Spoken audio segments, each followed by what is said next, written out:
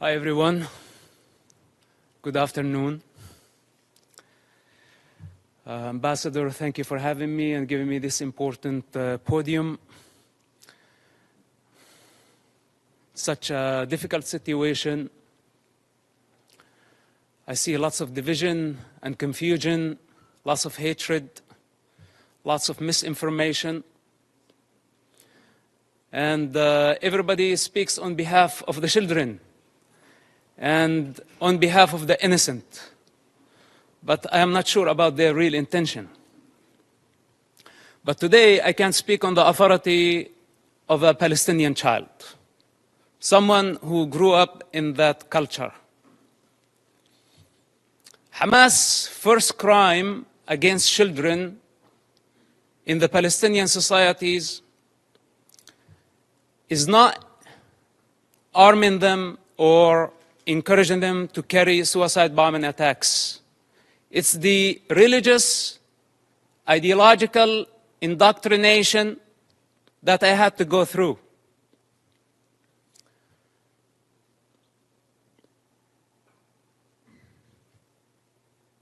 With one intention in mind: to annihilate the state of Israel. This is Hamas' primary goal. In this truth, there is no confusion. I speak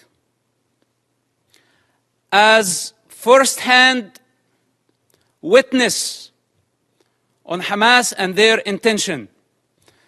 My father is one of the founders of Hamas movement. I was there when Hamas was born. I was before Hamas was born. And as I said before, I will be there after Hamas is dead.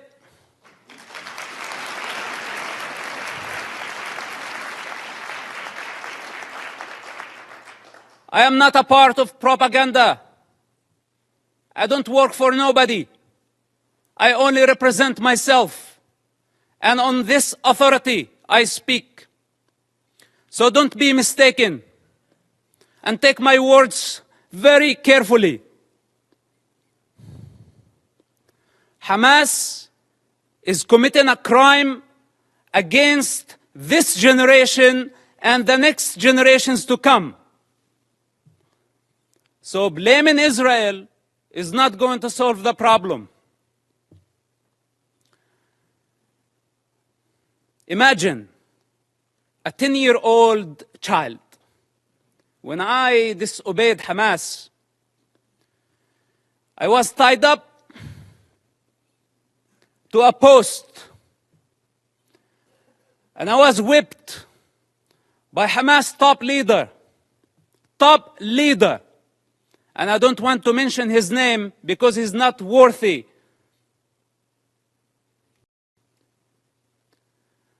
With the electric cable.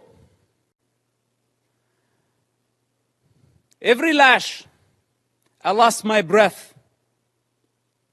until I lost my consciousness. My father was in prison at that time, and this leader thought that he was my mentor. This is Hamas discipline. This is how they wanted me to be. To become a violent savage like them. And the very basic intelligence of a child, when I felt that was not natural, it wasn't. But I had still to go to the mosque to please my mother and please my father and obey this type of monsters. I hate to talk about my personal struggle. And I hate to be in a position to be at defense. He also don't like to be at defense. Because this is what Hamas did to Israel on October 7th. They put all of us at defense. But this doesn't mean that we are not going to win the war.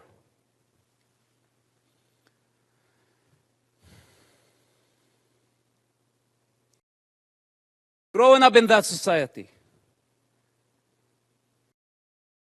majority of the Palestinians blamed Israel. And as a child, I took it as a Quran. I took it as a holy scripture that Israel was our problem.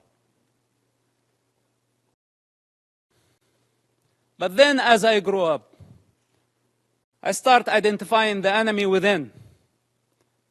The religious authorities, the corrupt leaderships, who basically did not care about children, they did not care about Palestinians, they still don't care about nobody but themselves.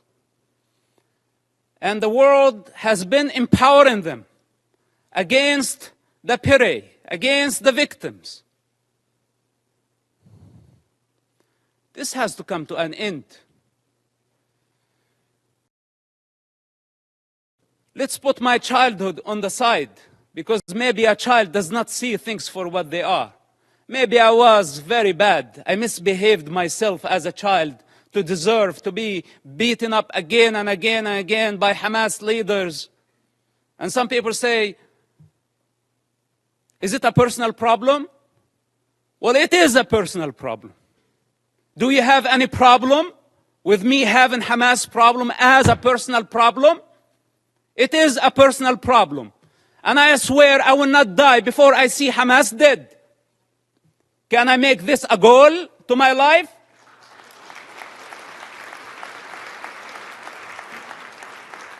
You know, unlike many of the leaders who sit here and give Hamas legitimacy by not condemning them, if the entire world stand there and say otherwise, the child witness within will always be there. And nobody can deceive that child anymore.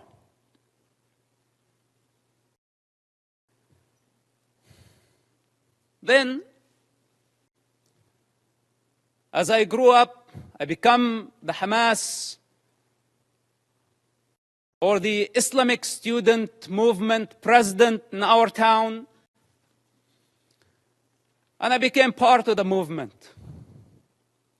It's just out of the love for my father and our family. I had no other choice, which somehow led me to imprisonment. At the age of 18, just a few weeks after my 18th birthday, May 28, 1996.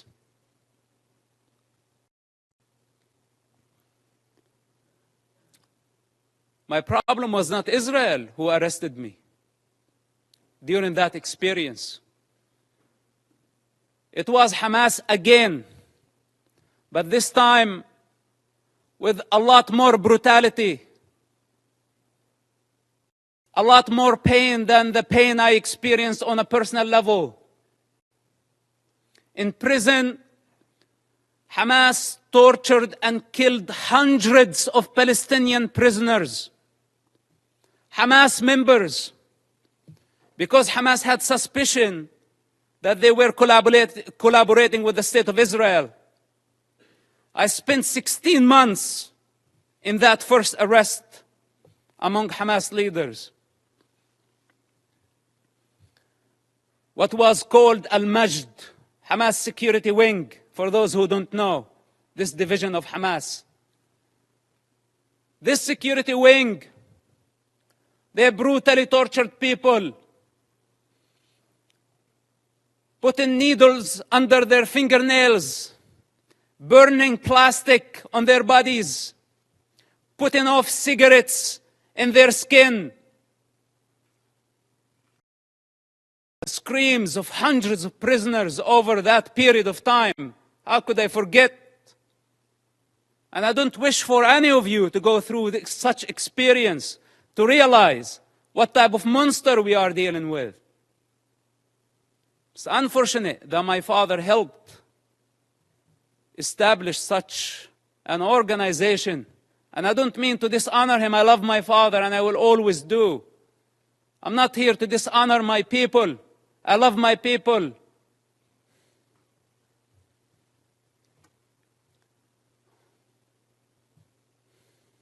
But I cannot believe how far Hamas was able to travel in this madness, and we could not stop them. After I was released from prison, I made very hard choices. And I don't have the time to go through all my motives, but yes, I had many motives.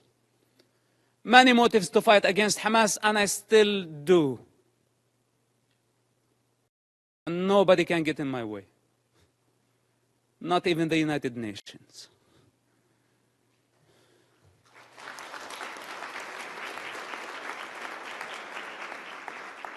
So the choices I made were against any rational mind. I ended up working together with the Israeli intelligence for 10 years. We had a common goal. That goal was to stop suicide bombing attacks. Hamas, for those who don't know, or those who have short memory, carried many suicide bombing attacks during the 90s and the early 2000s. Dozens of suicide bombing attacks where a suicide bomber took an explosive built went to inside a bus and blew himself up, killing all type of people. Not only Israelis. Americans were killed. Europeans were killed.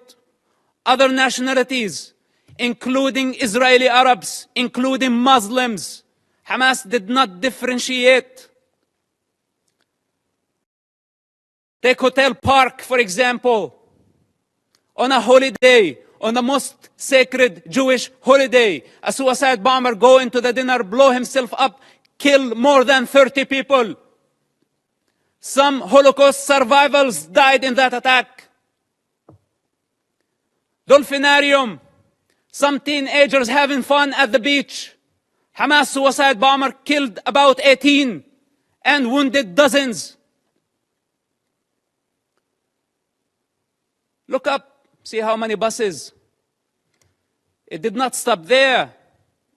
Hamas attacked the Hebrew University. 6 Americans were killed in that attack.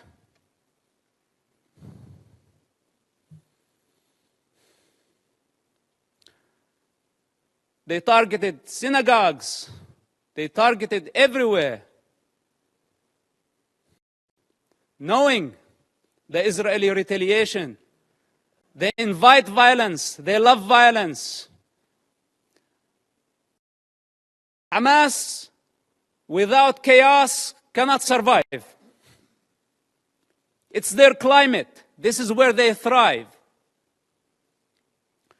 When the peace process came, if you follow the history of Hamas and their development or their evolution, whatever you want to call it, Hamas, what sabotaged the peace process through suicide bombing attacks.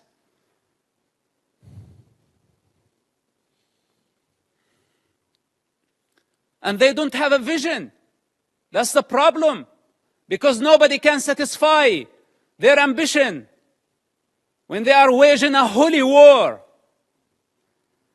We're not talking about IRA. We're not talking about other political terrorist organizations that we can pressure them, bend them, bring them to the negotiating table.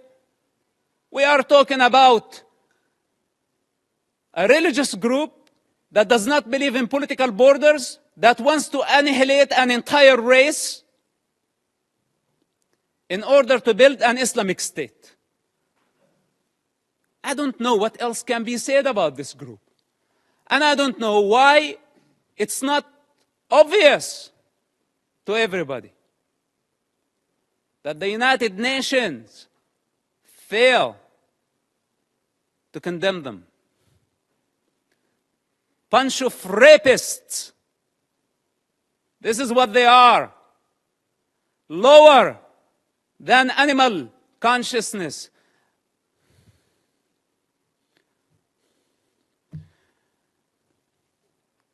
So, I don't speak only on the authority of that child and someone who grew up in the Palestinian territory, I also speak on the authority of someone who has 10 years of experience in a counterterrorism of the Israeli intelligence. It took us 8 years to capture someone by name Ibrahim Hamid. This mass murderer. 8 years he hid in a small town of Ramallah, less than 20,000 people. It took us 8 years to capture him, while he was sending suicide bombers every other day. It was a big nightmare to capture him. And you know now what they are doing? Why the hostage situation that we have in Gaza? They want him. He's on the top of the list to be released. Ibrahim Hamid, remember his name? Look him up. They want mass murderers to go back to the street. And if you ask yourself, the guy that you saw earlier, Yahya Sinwar, with the child and the rifle, this guy was released just recently, part of the prisoner exchange with Israel, when Israel had to release more than 1,000 Hamas members to return one Israeli soldier back to his mother. And Hamas had a taste to that. So they thought this time they can go and bring 200 hostages and more. So they can bring the only true democracy in the Middle East to its knees. This is why it's a very brutal war. For those who are in the intelligence communities, they understand the significance of this. And they know that that Israel cannot release more Hamas terrorists. Because this guy, you saw, Yahya Sinwar, he is the mastermind behind the attacks on October 7th. And how can Israel afford, or how can any of you validate or prove the release of mass murderers back to the street so they can carry a lot more terrorist attacks and hijack an entire society, use hundreds of thousands of people as human shields? Is this our way of solving the problem? We need the correct vision. First of all, we need to identify the origins of suffering, where it's coming from, where does it originate from. We need to identify the disease. Then we can provide the cure. Up to this point, we haven't identified the disease. And for those who know the problem, they don't have the courage to stand and say, we have a problem with Hamas. But most of us have our own calculations. From Russia to China to the rest of the superpowers, given Hamas cover. Hamas gave the attacks on October 7th as a birthday gift to Putin. For those who did not make the connection. And I don't want to go farther. Now nobody's talking about Ukraine, using Hamas as the wild card in the Middle East, igniting a religious war to just divert your attention somewhere else. All those criminals, whether they were high profile or low profile, they are all savages.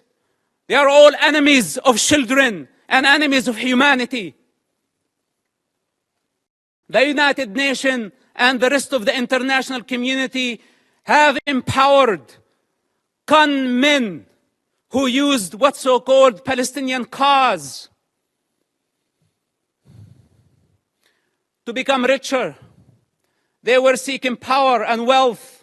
They did not care about the Palestinian people.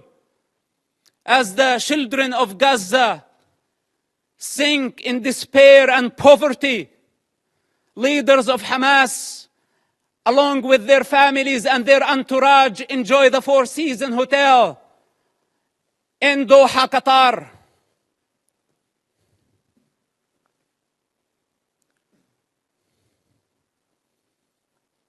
can continue putting our head in the sand, but then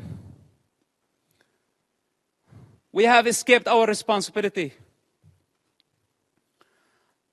I can go on and on for hours, or should I say for 45, 6 years of my life. But I don't have the time. I don't have the time.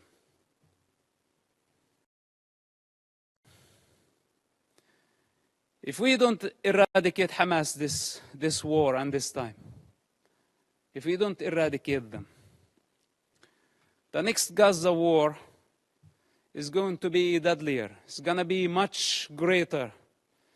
If today we are complaining about 10,000 casualties, even though I'm not sure about the numbers because it's Hamas statistics, I don't trust anything they say or anything they do.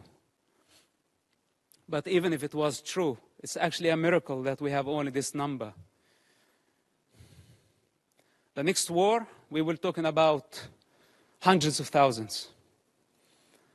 This is the fourth war with Hamas and the fifth war in Gaza, because also Islamic Jihad had their own war.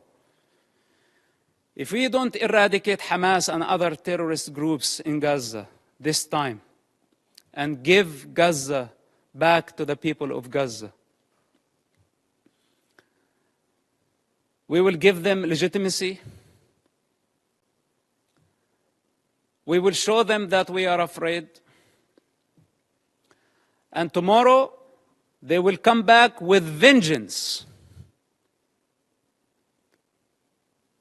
What made Hamas attack this time a lot stronger than the past wars? Because under the international pressure,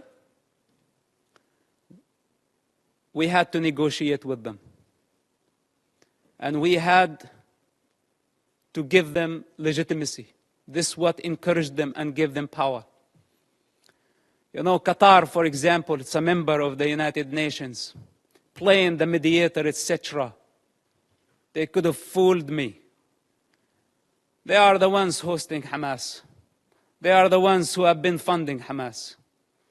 Russia, Musa Abu Marzouk, a Hamas top leader, was in Moscow just yesterday. Okay, to be more accurate, a week ago. What's this? Where democracies should be united in fighting such savages. All of us saw Hamas. You call a hostage situation, but you want the true term Hamas uses for this? Booty. It's not even hostages. It's not war prisoners. All of us saw Hamas, savage, grab a teenager girl from the neck, pushing her into the unknown.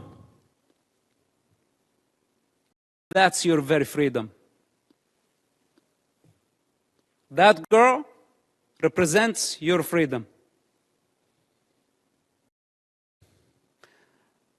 And none of us thought about the mother of that kid and how she felt about seeing her daughter being dragged that way by a savage who wants to dominate, who sees women as a property. This is how Hamas sees women, a property, something they can own. As they want to own territory, more territory, their lust, their sexual lust, their lust for power, their lust for territory.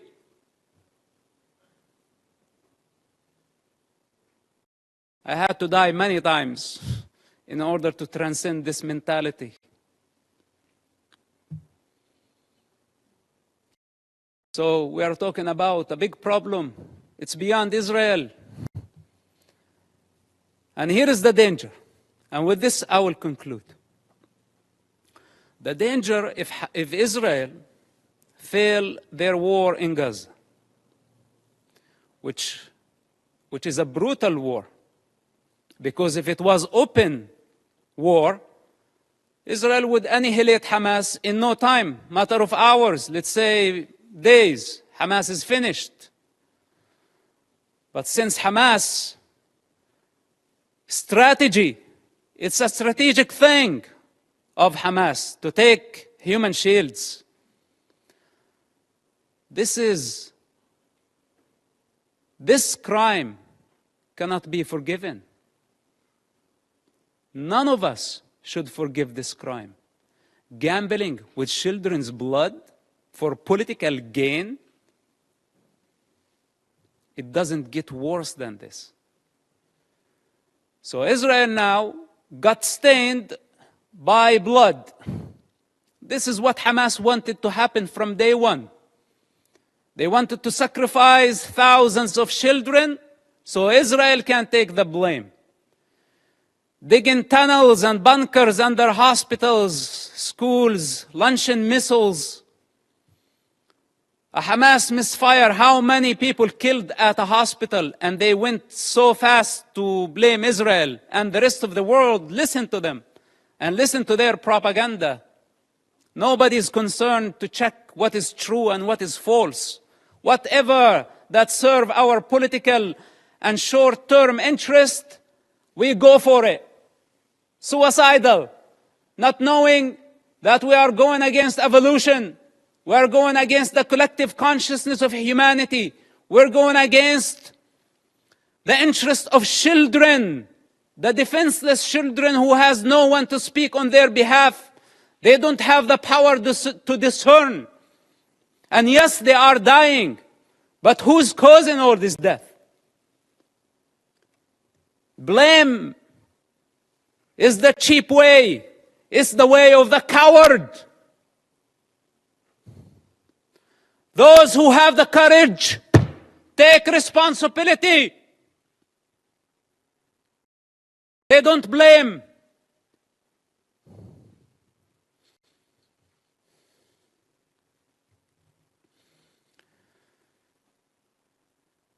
If Hamas is not defeated, if Hamas is not eradicated in Gaza, we will set the model. We will give the freedom to so many radical groups around the world, especially in Europe. Because many of ISIS have fled to Europe under civilian cover.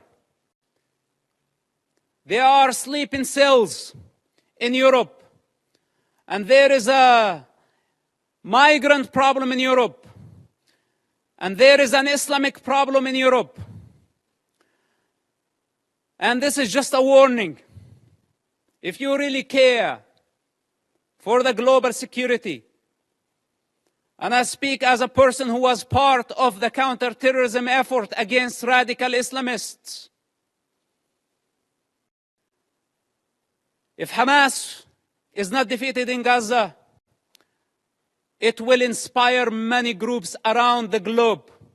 They will see that few thousands of savages can blackmail the international community, the superpowers, and bring democracies to their knees. Many of them are watching now, and many of them are very happy about how the world is responding. And many of them are satisfied to see the state of confusion and fear and anxiety. This is the time to get united. Because if Israel fails in Gaza, all of us, we will be next. Thank you for listening, and thank you for giving me the opportunity.